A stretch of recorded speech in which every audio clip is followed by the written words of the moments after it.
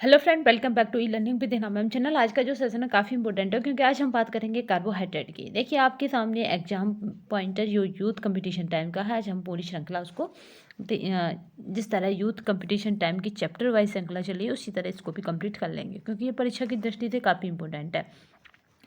देखिए यहाँ पे पहला क्वेश्चन कह रहा मानव शरीर में स्टार के पाचन के लिए जो स्टार्च होता है उसके पाचन के लिए सर्वाधिक उत्तरदायी एंजाइम है, तो ये किससे पचता है? तो यहाँ पे राइट आंसर जो हो जाएगा वो हो जाएगा एमाइलेज से पाचन इसका संभव है स्टार्च का। सेपोनिन रासायनिक यौगिकों का एक वर्ग है जो विभिन्न डॉट डॉट में बहुतायत में विशेषता पाया जाता है, तो वो होता है यहाँ पे पादप प्रजातियाँ। नेक्स्ट चलते हैं। यहाँ पे 1 से 80% तक कार्बोहाइड्रेट के एक चर संगठन सहित जैव रासायनिक दृष्टि से महत्वपूर्ण यौगिकों का समूह है, तो वो होता है ग्लाइकोप्रोटीन। कार्बोहाइड्रेट के साथ संयोजन में प्रोटीओग्लाइकन्स के रूप में पाए जाते हैं, तो वो होते हैं म्यूकोपॉलीसैकेराइड। कार्बोहाइड्रेट्स के अत्यधिक सेवन का परिणाम होता है, तो वो क्या होता है? तो वो मोटापा होता है। लैक्टोज एंजाइम जटिल मिल्क शुगर और लैक्टोज को तोड़ देता है ग्लूकोज और लैक्टोज में। तो किस में तोड़ देता है? तो आपका ये ग्लूकोज और लैक्टोज में तोड़ देता है। टाइलिन की क्रिया के द्वारा कार्बोहाइड्रेट की पाचन क्रिया की प्रक्रिया का सही क्रम क्या है?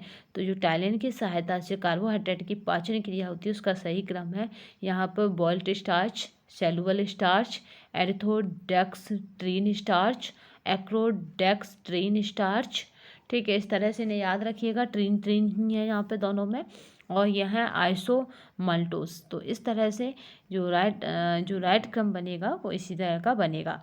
ग्लाइकोजन का संग्रह शरीर के डॉट डॉट भाग में होता है, तो आप बताएंगे यकृत में होता है। यकृत कैसी है? हमारे शरीर की सबसे अंतःस्रावी ग्रंथियों में सबसे बड़ी ग्रंथि है, और यकृत में क्या है? पुनर्जीवोत्थान, यानी यकृत का बार बार ऑपरेशन कर सकते हैं। ठीक है, चलिए नेक्स्ट देखते हैं। कार्ब और यकृत का जो भार होता है उसे भी देख लेते हैं यहाँ पे। तो पुरुषों में ये भार हो जाता है 1.4 से लेके 1.8 तक। यहीं महिलाओं में ये 2 पॉइंट घट जाता है, तो 1.2 से लेके यहाँ का जस्ट इसका आधा और जस्ट इसका आधा, तो याद रखिएगा 1.4 तक। तो चलिए नेक्स्ट देखते हैं यहाँ पे। कार्बोस का कार्य है प्रोटीन को अन्य कार्यों के लिए मुक्त करना, तभी कार्बोस हम अधिक लेते भी हैं जिससे कि प्रोटीन हमारी सेफ रहे, और हमारे जो शरीर है उसका जो स्ट्रक्चर है उसकी मरम्मत कौन करता है? प्रोटीन करता है, यानी नए उत्तकों का निर्माण और रिपेयरिंग का काम सभी प्रोटीन के द्वारा संभव है। स्टार्च को अगर देखें तो ये पॉलीसैकेराइड है।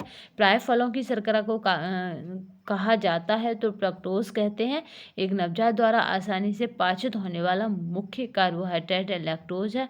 संदर्भित भोजन के साथ तुलना में पोस्ट यहाँ पे प्रोडियल रक्त ग्लूकोज प्रतिक्रिया पर आधारित भोजन का श्रेणीकरण कहलाता है, तो ग्लाइसेमिक अधिसूचक कहलाता है। घरेलू शर्करा के लिए वैज्ञानिक नाम है सुक्रोज।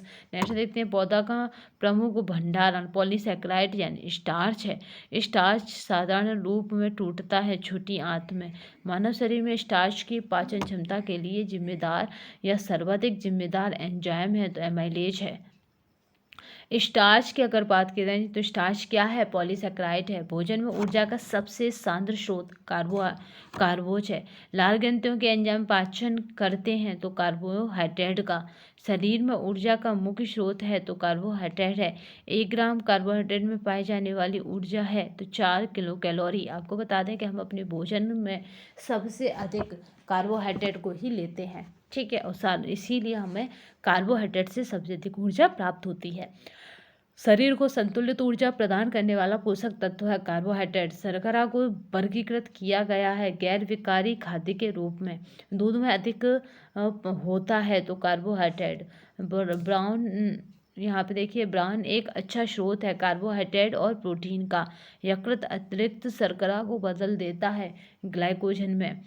मनुष्य में कार्बोहाइड्रेट का पाचन आरंभ हो जाता है मुख गुहा से। स्टार्च को शर्करा में बदलने वाले कीड़ों यानी एंजाइम का नाम है यहाँ पे टाइलिन। मनुष्य 10 कैलोरी ऊर्जा प्राप्त करता है 2.5 ग्राम कार्बोहाइड्रेट से।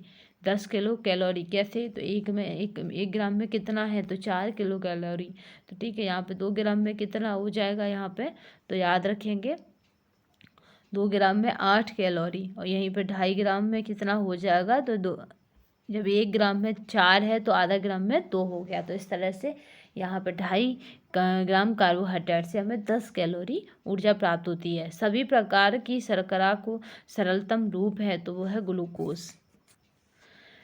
ग्लाइनेज को डॉट डॉट भी कहते हैं तो टाइलिन कहते हैं। कार्बोहाइड्रेट का प्रत्येक ग्राम देता है 4 कैलोरीज। खमीरीकरण बढ़ाती है तो पाचनशीलता। ग्लूकोज में ग्लाइकोजन बनने की प्रक्रिया कहलाती है तो होती है ग्लाइकोजेनेसिस। स्टार्च, पैक्टिन और ग्लाइकोजन शर्करा आती है तो वो आती है पॉलीसेक्राइड से। तो आज हमने कार्बोहाइड्रेट को देखा। नेक्स्ट वीडियो में हम प्रोटीन को देखेंगे, फिर उससे नेक्स्ट वीडियो में हम वसा को देखेंगे। यानी यूथ कॉम्पिटिटिव टाइम की जो एग्ज़ाम पॉइंटर करके जो बुक है उसको हम देने इसी तरह से एग्ज़ाम होने से पहले पूरा कवर कर लेंगे। और इसकी जो PDF है वो हमारे टेलीग्राम तथा व्हाट्सअप दोनों पे अवेलेबल रहेगी, तो आप वहाँ से जाकर ले सकते हैं। तो आज की श्रृंखला में बस इतना ही। नए सेशन में फिर मिलते हैं, तब तक के लिए धन्यवाद। वंदे मातरम, जय हिंद। अगर आप इस चैनल पर पहली बार आए हैं या पहली बार विजिट कर रहे हैं, पहली बार देख रहे हैं, तो इस चैनल को लाइक, सब्सक्राइब और शेयर करना ना भूलिएगा।